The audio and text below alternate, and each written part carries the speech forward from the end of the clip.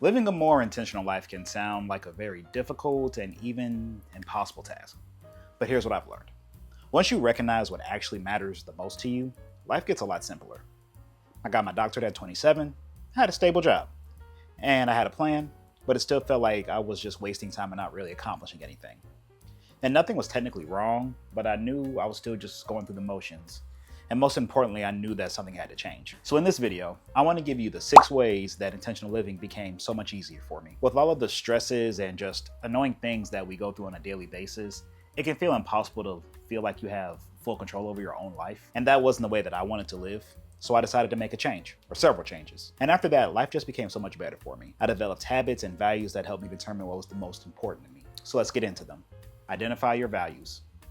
The first thing you do when it comes to wanting to live a more intentional life is really just identifying the values that are the most important to you. This is literally where intentional living starts. When you identify the values that mean the most to you, this acts as sort of your guiding star or your compass, your GPS, just whatever tool you use to make sure that you don't get lost somewhere. When you identify your values, you always have something to lean back on. And if your values aren't being prioritized, then you know that's when you need to make some sort of change. For example, for me, the most important things to me in this phase of my life are freedom, flexibility, and autonomy. Thinking back, the times in my adult life when I was the least happiest was when I felt trapped. I felt like I didn't really have any control over my own life. I was working a job I wasn't really happy in, that awkward phase between graduating my undergrad and trying to get into grad school, and just not hearing anything back, and feeling like my life was just happening to me instead of me actually directing it. I'm at my most happiest and most productive and most intentional when I'm in control. When I took control of my own life and I learned that I had more control than I originally thought,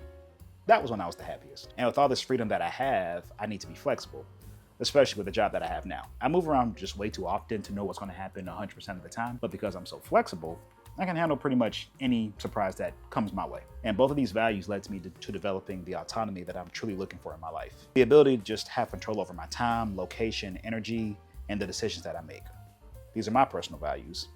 And once I learned them, intentional living just became so much easier. Writing things down or journaling.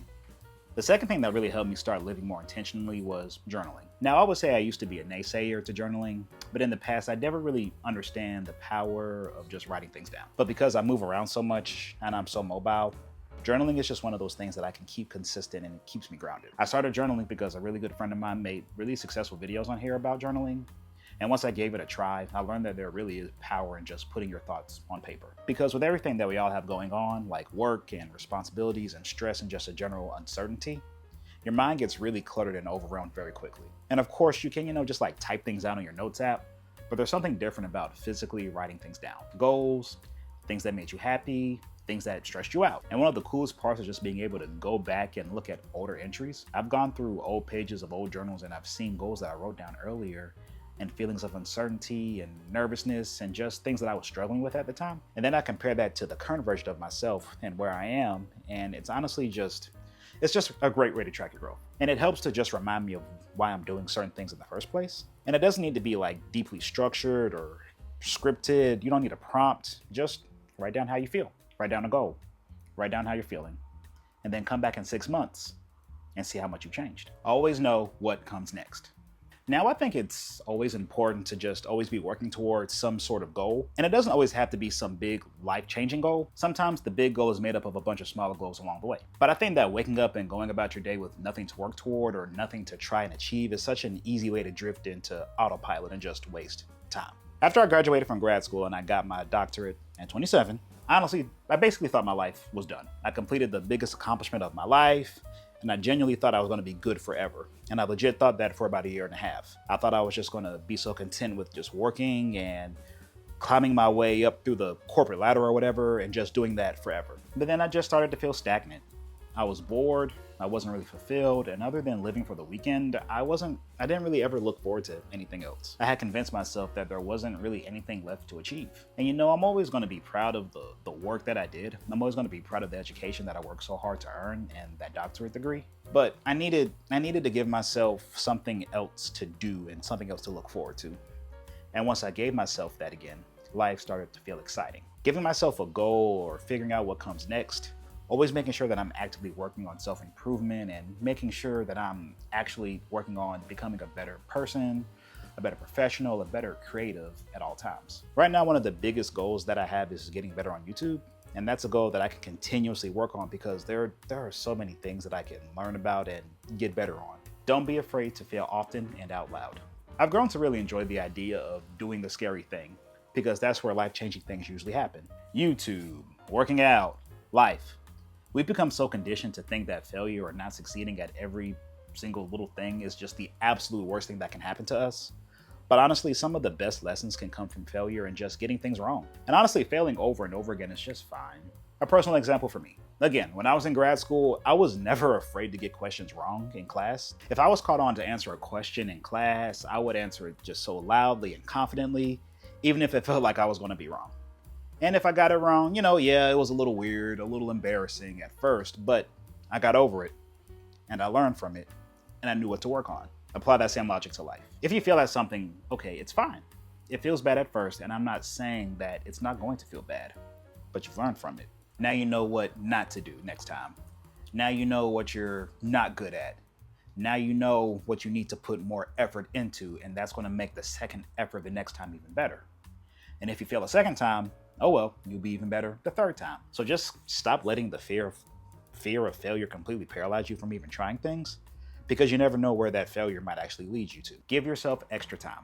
Another thing that's really helped me avoid living on autopilot is intentionally giving time back to myself. I don't want every second of my day to feel like it belongs to my work or my responsibilities. One example of this is just waking up earlier. I try not to wake up at the absolute last second in the morning anymore and then just rushing to get into work, because that morning time is important to me. I like taking my time to get ready. I like waking up slowly to make my coffee, and that helps me start my day calmly instead of just immediately waking up stressed.